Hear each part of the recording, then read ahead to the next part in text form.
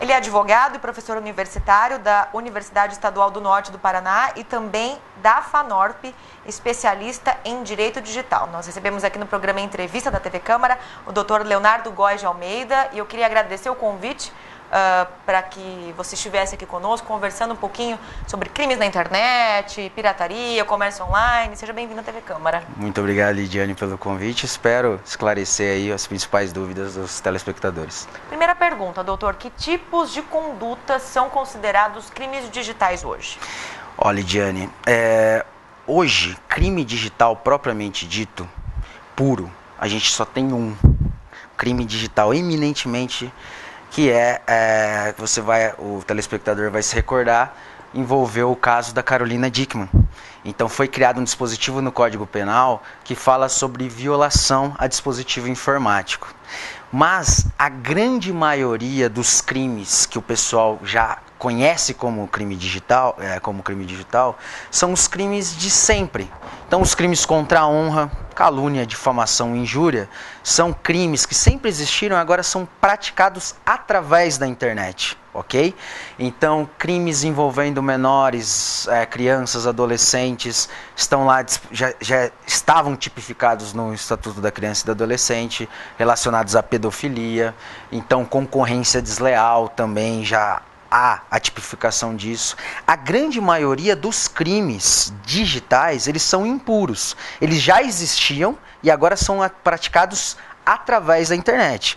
Claro que alguns crimes ainda necessitam de uma maior atenção do legislador, porque o Código Penal é da metade do século passado, numa época em que, por exemplo, o vocábulo vírus era tão somente aquele biológico. Hoje, vírus é um software malicioso.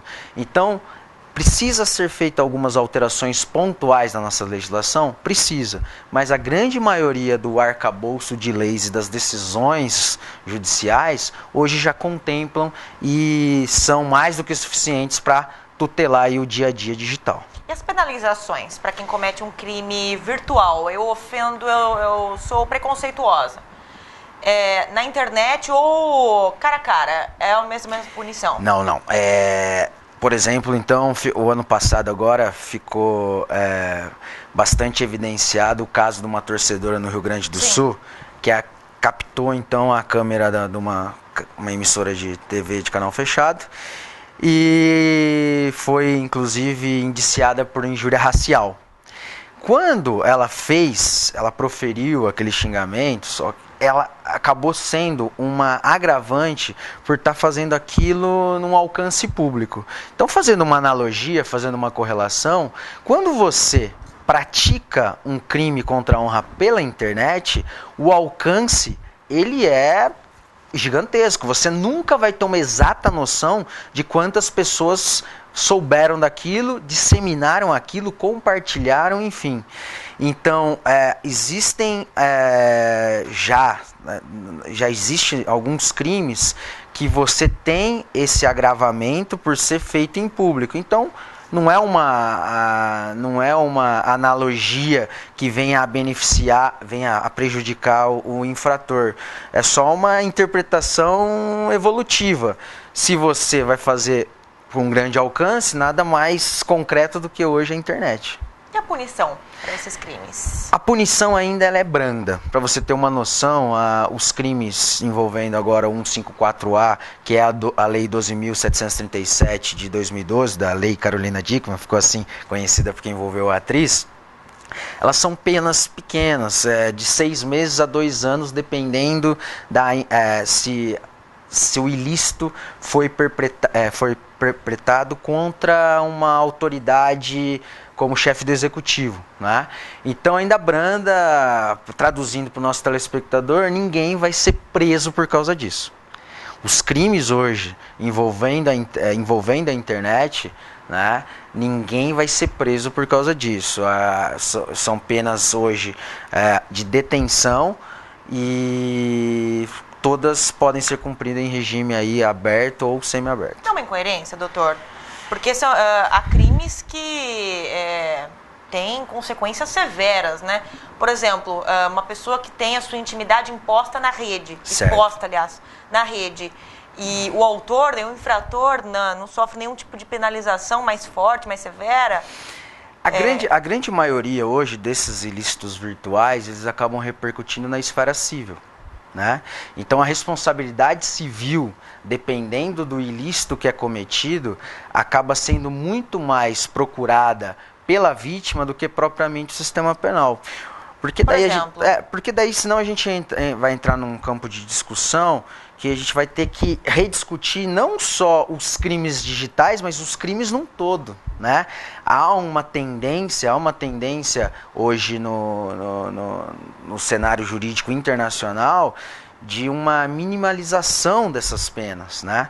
E hoje, na verdade, pensa-se, e eu compactuo com isso, que deve-se buscar muito mais a prevenção disso, uma educação digital para evitar consequências drásticas dessa natureza. Então, por exemplo, pessoas que acabam sendo expostas na internet, pessoas que têm a sua intimidade disseminada para os 4 cantos do mundo, se assim eu posso falar, né, acabam encontrando, às vezes, uma resposta indenizatória àquilo, né? Então, a responsabilidade civil daquele que ofendeu, às vezes pode repercutir em quantias vultuosas, né, que pode minimizar o estrago feito. Porque, assim, a grande maioria das pessoas que a gente acaba tendo contato, que são vítimas de uma exposição demasiada na internet, elas nunca vão conseguir um status igual ao anterior a essa agressão, né? E o grande problema disso é que a partir do momento que a informação ela é colocada na internet, para você excluí-la é praticamente impossível, se eu não posso falar impossível. Porque você tem o banco de dados que a gente tem acesso e tem o banco de dados paralelo também. Da maneira como algo é posto no Facebook, alguém já dá o print screen, compartilha no WhatsApp, que já manda por um e-mail, que já salva num pendrive, que passa para outra pessoa. Então, assim, infelizmente, o judiciário não tem hoje, né, você falou dessa incoerência, o judiciário não tem hoje uma resposta efetiva à vítima e nem nunca vai ter também. Nem ferramentas de controle, né? Não tem ferramentas de controle. Hoje não é o foco da nossa conversa, mas o telespectador já deve ter ouvido falar de Deep Web, por exemplo. Então hoje a internet que está ao nosso alcance, que a gente visualiza ali, representa 5% de um total que existe de informação na grande rede, né? É a síndrome de iceberg, é verdade mesmo. O acesso que a gente tem à informação só está acima ali do nível do oceano. A grande maioria está na Deep Web, coisa que até o FBI não consegue enfrentar. Caramba! Uma denúncia online. Então eu estou na rede social e aí eu vi alguém postando fotos de crianças em situações sensuais, etc, etc. Claro que existe aquela, todo mundo conhece aquela denúncia que pode ser feita pela própria rede social, o Facebook fornece isso, outras redes sociais também.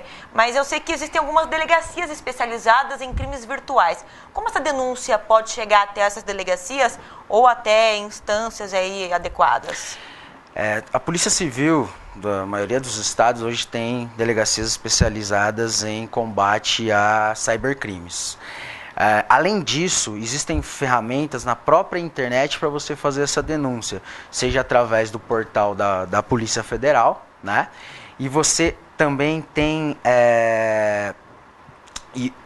você também tem como hoje fazer prova disso e dar fé pública àquilo e levar para ter para fazer uma denúncia mais robusta. Então, por exemplo, você pode acontecer na internet, do jeito que você procurou a delegacia, chegar lá, não está mais na página, por exemplo. Ou simplesmente você imprimiu, não está mais lá na página.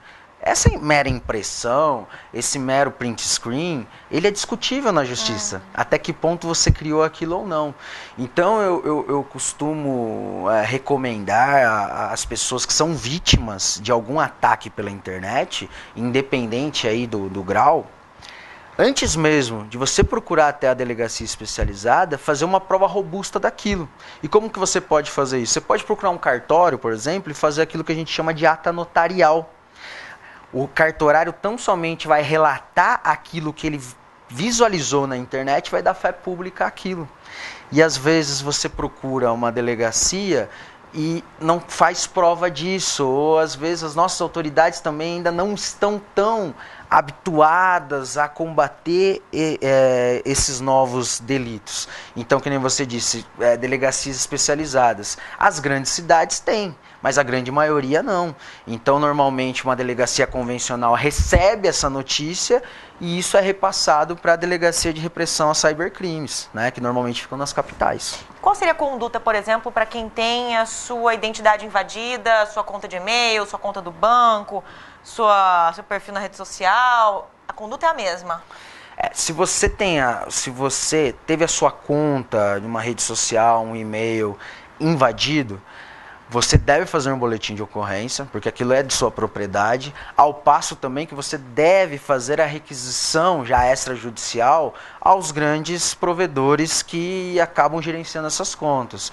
Conforme você mesmo disse agora há pouco, o Facebook possui ferramentas para que você faça a denúncia, né? Da mesma forma, grandes portais como a Google, a Microsoft, também possuem isso.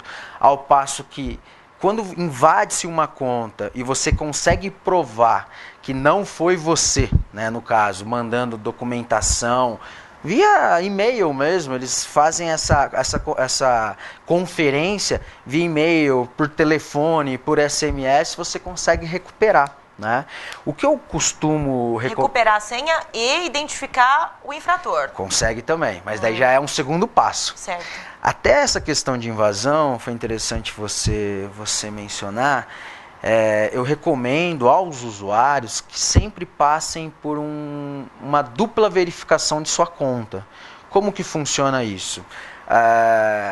Você pode, hoje, um Facebook, um Hotmail, um Gmail, uma conta dos grandes portais na internet, você pode vinculá-la ao celular, de modo que se alguém tentar acessar a minha conta em um outro computador, vai chegar uma mensagem no meu celular que alguém tentou acessar, e essa pessoa só vai acessar se tiver o código que veio para o meu celular. É aquilo que a gente chama de dupla verificação, e para evitar invasões e furto, entre aspas, dessas contas, né, seria interessante os usuários se aterem ali ao campo de privacidade, às configurações.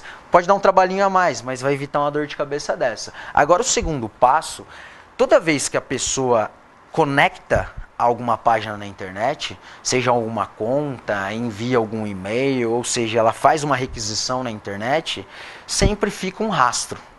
Esse rastro é o que a gente chama de IP, que é um conjunto de são 4 centenas, que faz com que aquele número seja o único naquele momento no mundo. E o Marco Civil da Internet, que passou a vigorar no meio do ano passado, ele obriga os provedores de conexão a manterem por 12 meses os registros dos seus usuários.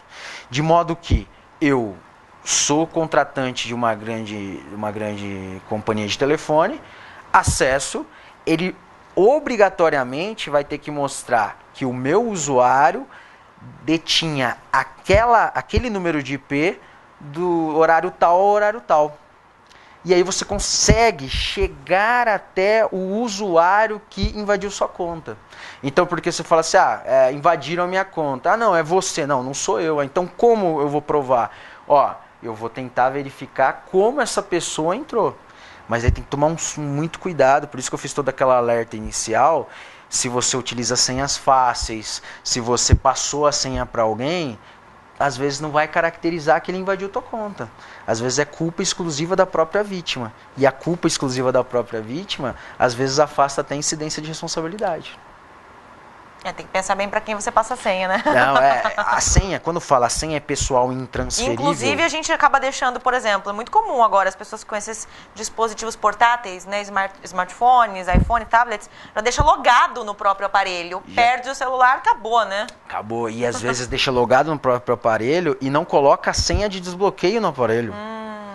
A pessoa, ela tem preguiça de digitar 4 dígitos ou fazer o caminho dependendo do celular que utiliza. Isso é um perigo, porque quando fala senha pessoal intransferível, A gente relembra lá do cartão, quando começou a fazer o saque nos terminais bancários, você traz para hoje, a senha é tua, identifica é você. Hoje, senha, assinaturas digitais, por exemplo, eu que sou advogado, é uma realidade hoje que todos os operadores do direito estão enfrentando.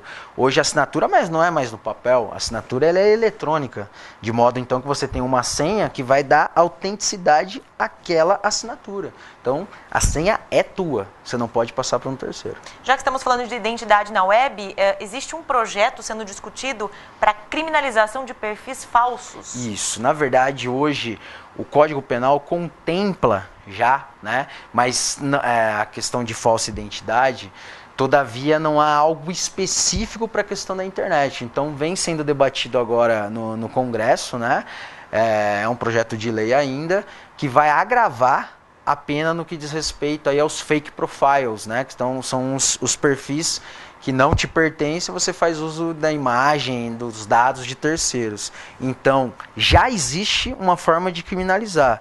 Todavia, agora estuda-se uma forma de agravar, isso indo ao encontro daquilo que você disse, da questão, uma certa até incoerência.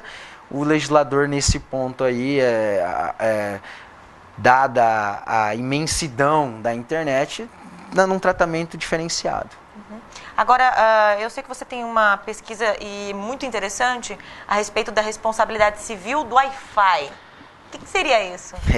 Esse é um tema muito novo. Muitos poucos estudiosos no Brasil hoje trazem isso ao debate, mesmo porque a grande maioria, acredito, dos empresários evitam discutir, porque isso vai, logicamente, significar investimentos financeiros pesados em tecnologia. Então, por exemplo, se eu vou a um restaurante, peço a senha do Wi-Fi, estou utilizando o meu celular a partir daquela conexão. O proprietário do estabelecimento pode ser responsabilizado caso eu cometa um crime, é isso? A questão do crime em si vai depender da gravidade.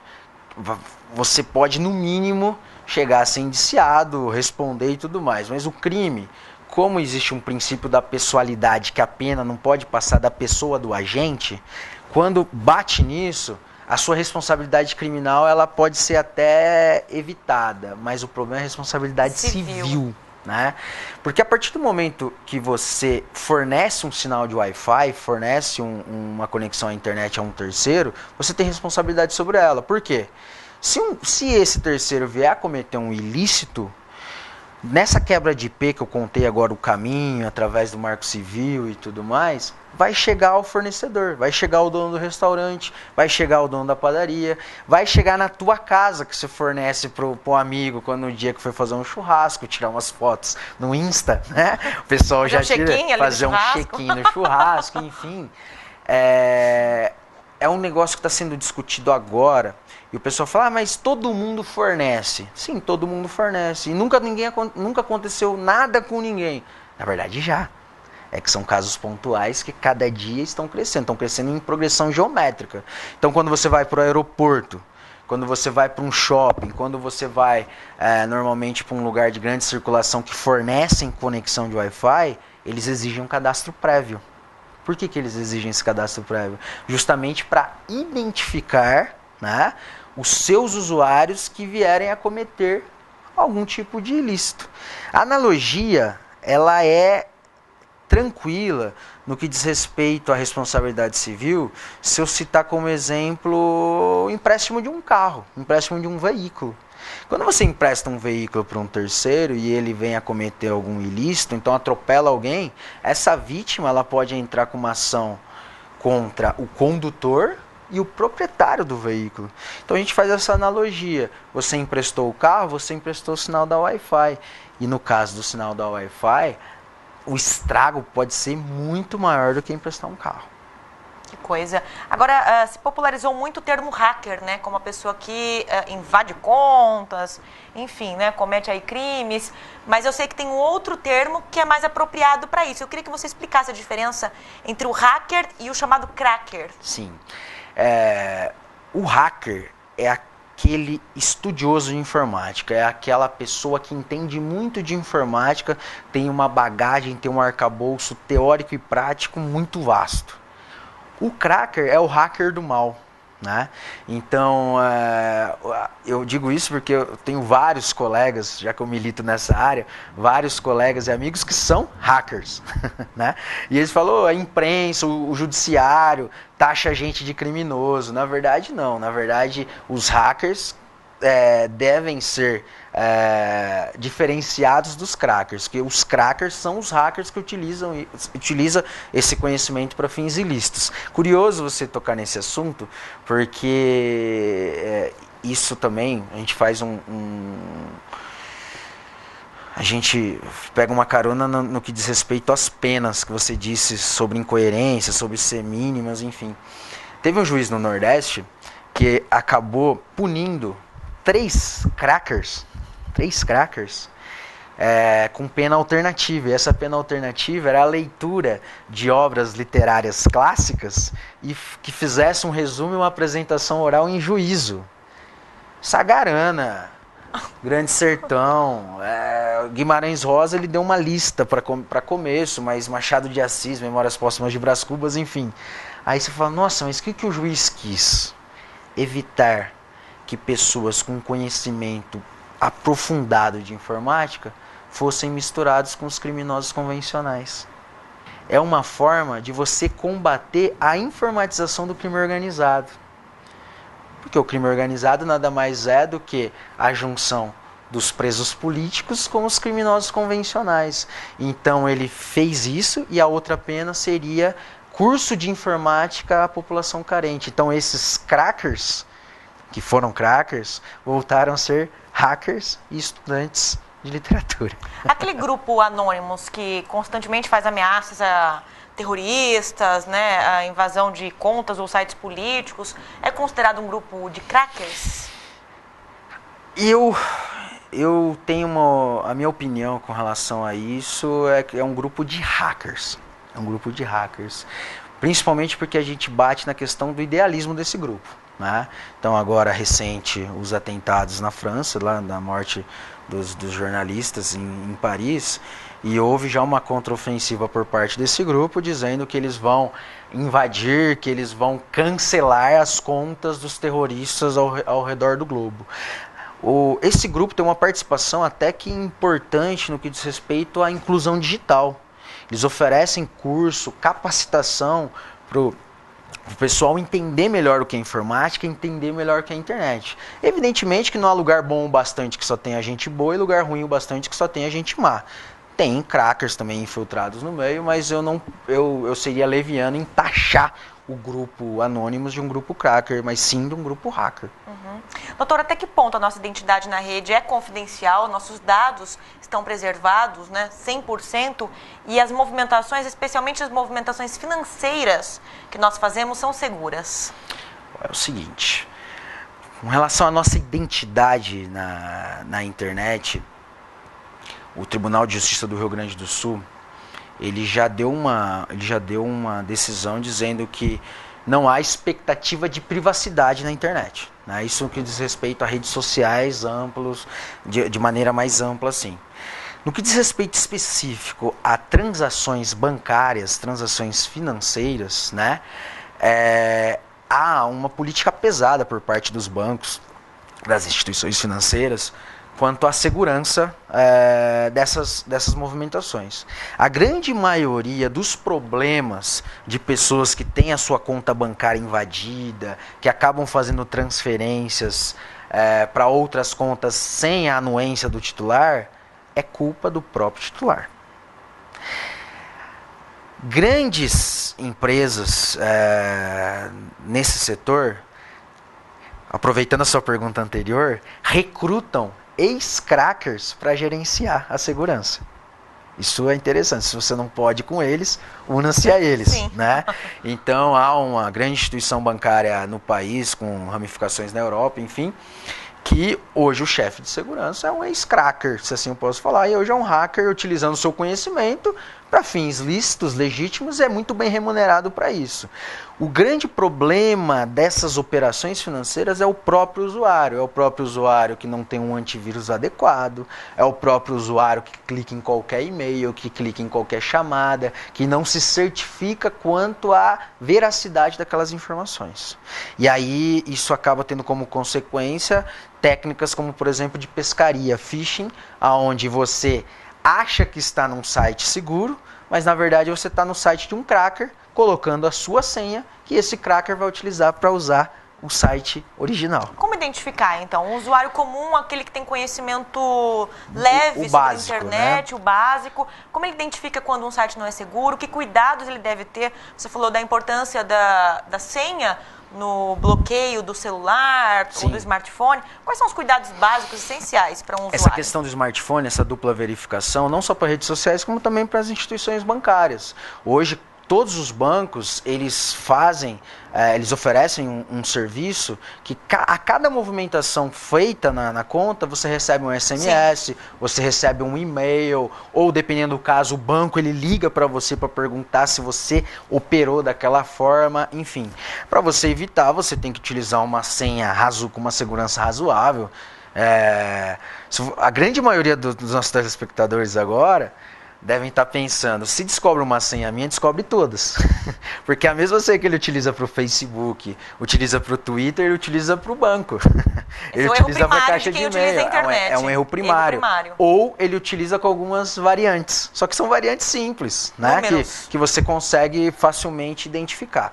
Então, uma senha bem escolhida, sempre o sistema operacional da sua máquina ou do seu dispositivo informático estar atualizado, com um antivírus razoável, né? E você tomar o cuidado, ao entrar no site, visualizar que tem uma imagem um pouco estranha, que tem um caractere de uma maneira que você nunca tinha visto antes. Normalmente, por mais perfeita que algumas cópias sejam, tem ali uma série de traços que acabam sendo distintivos do original. E a partir do momento em que você verifica isso, cessa a operação e já entra em contato com o seu gerente. Agora, um estudo diz que, eu estava lendo, saiu esses dias, que as empresas estão desarmadas na internet. Estão mesmo? Estão desarmadas na internet. Hoje, a grande maioria das empresas que operam na rede mundial de computadores não tem um efetivo suficiente para manter a segurança, manter o tráfego de acesso razoável, evitar ataques, crackers, enfim, né?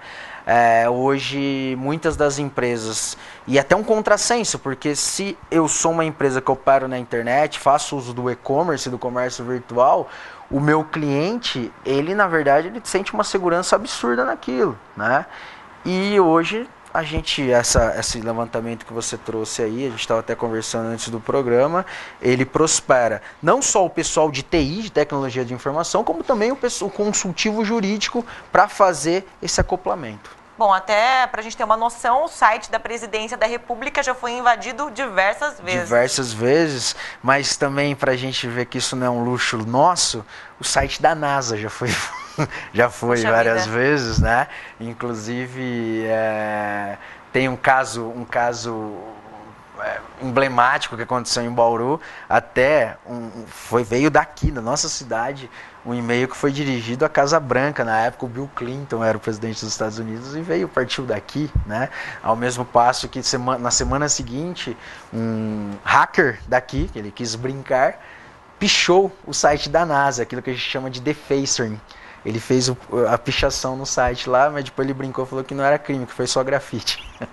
Um bauruense? Bauru sempre destaques bizarros aí, né? Nos grandes portais. Agora, eu queria que você fizesse uma avaliação sobre o nosso comércio online hoje. Ele é seguro? Ele ainda está incipiente? Existem ainda muitos problemas, muitas reclamações? Hoje, o e-commerce, tanto na sua plataforma B2C, que é para o consumidor, como empresas para empresas, que é o B2B, hoje vem crescendo de maneira avassaladora. Há profissionais capacitados para fazer essa segurança, embora a ressalva que a gente fez agora há pouco, ela prospere, se a gente comparar dos últimos 5 anos, houve um investimento intenso nesse setor. A grande maioria das reclamações envolvendo o e-commerce é a logística da sua distribuição do produto, que é a mesma que você tinha para um telemarketing, ou às vezes de você ir até a própria loja e falar que vai ser entregue, né? Mas no que diz respeito à segurança, é muito confiável. Hoje, metade da população brasileira tem acesso à internet, a gente está falando de 100 milhões de pessoas, e desses 100 milhões de pessoas, você já coloca algumas dezenas de milhões que diariamente fazem compras pela internet. É porque toda aquela recomendação que eu fiz no que diz respeito às atividades financeiras, o cuidado que você tem que ter, é o mesmo no que diz respeito ao e-commerce, porque eles estão intimamente ligados. Da maneira como você faz a compra, você já vai ser linkado para fazer o débito na hora com a instituição financeira que você é cliente, ou para fazer a verificação da bandeira do seu cartão de crédito, de modo que se você estiver infectado, tiver algum tipo de vírus na sua máquina, ou você estiver vulnerável para uma determinada operação financeira, você vai estar também para fazer a compra. Certo. Eu acho que uma das grandes discussões com relação a essa regulamentação da internet, com relação à pirataria, né? A gente sabe que compartilhar, publicar conteúdo cultural, seja música, alguns livros, né? A gente sabe que isso é crime ou considerado crime, ilícito, mas todo mundo tem lá suas MP3 no computador, todo mundo baixa música, baixa filme, baixa séries inteiras. O que você acha que essa discussão tem que ter continuidade? Como deve prosseguir essa discussão? Quais são as alternativas? Muitos artistas têm disponibilizado o seu próprio material na internet ao custo de 99 centavos a música para o usuário poder baixar. Isso vai vingar? O que você pensa a respeito? Eu acredito assim, o direito autoral ele deve ser protegido, há leis específicas para isso que são até anteriores à própria internet. O grande embate começou na época com o Napster nos Estados Unidos, Isso. Teve aquele grande embate com a RIA, que era a associação estadunidense, e foi criado assim um demônio em torno disso. Eu lembro quando eu era pequeno e fazia download de MP3 a 5 kilobytes por segundo naquela época. Ficava o dia inteiro para baixar uma música. O pessoal começou a falar, se tiver MP3 na sua máquina, vai vir a polícia aqui, vai te prender, enfim. Pessoal, é muito difícil você coibir o compartilhamento de MP3, WMA, de áudios, vídeos e tudo, e fazer a conferência se foram recolhidos os direitos autorais, foram pagos os royalties com relação ao produto. Eu acredito que a tendência é que a maioria dos autores encontrem caminhos alternativos, de modo que venham a baratear, né, o produto. Muitos dos fãs preferem pagar, nem que seja uma quantia irrisória, do que fazer o download de um MP3 que seria pirata, né?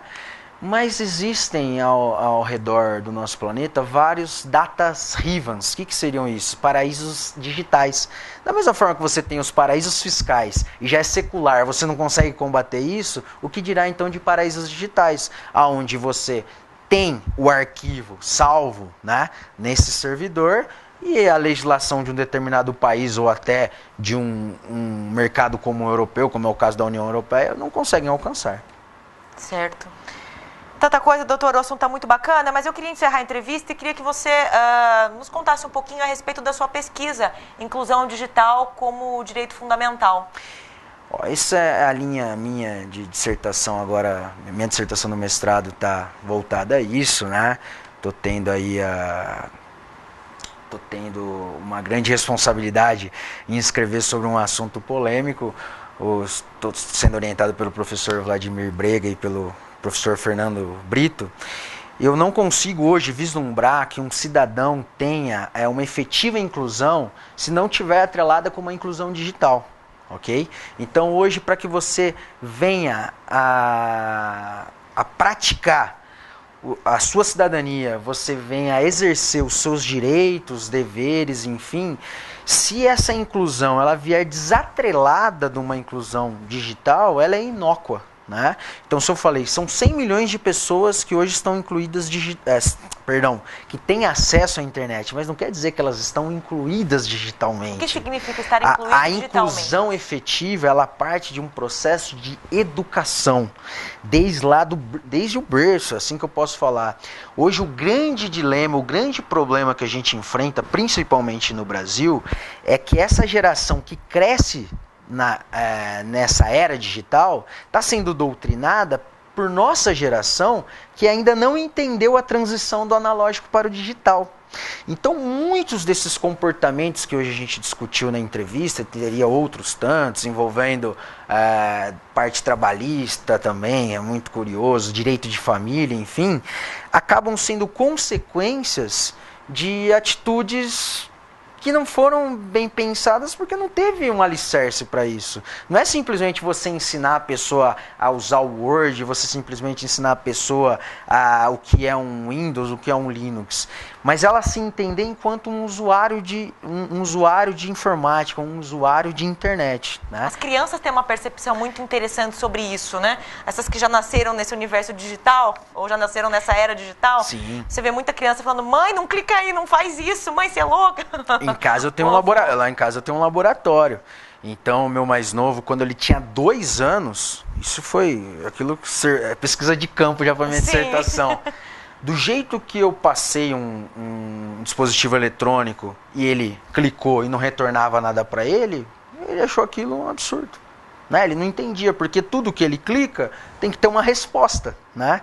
Sendo que hoje nós que estamos doutrinando essa geração, o suprassumo da tecnologia era ver cédula de dinheiro sair do caixa eletrônico. E hoje a gente vive uma realidade no mercado financeiro que a maioria do dinheiro hoje é digital. Não tem, se você quiser sacar o dinheiro no banco, tudo o dinheiro do mundo, você não tem. Né? Então essa molecada hoje ela cresce, tem uma facilidade, tem uma percepção, né? Um feeling muito bom. E às vezes a gente, por não ainda estarmos incluídos, ou podamos ou insistimos nesse erro. Né? Então, isso vai repercutir no que você está pensando, no que você está fazendo, que são as perguntas das redes sociais, que parece que se você não responder, alguém está vendo, isso vai te prejudicar e a gente acaba tomando algumas decisões um tanto quanto precipitadas, enfim, né? Ou você se sente excluído daquele universo, né? Daquele grupo, daquele ambiente, aquela comunidade. Então, na verdade, a nossa linha é lógico, né? A parte envolvendo as garantias, os direitos, a parte de direito constitucional, a gente vai debater, mas onde eu quero chegar é isso, essa efetiva inclusão digital. Essa efetiva inclusão digital ela vai estar lado a lado com uma efetiva inclusão social. Perfeito, eu gostaria de agradecer imensamente aqui no programa Entrevista da TV Câmara a presença do Dr. Leonardo Góes de Almeida. Ele é advogado, professor universitário, especialista em Direito Digital.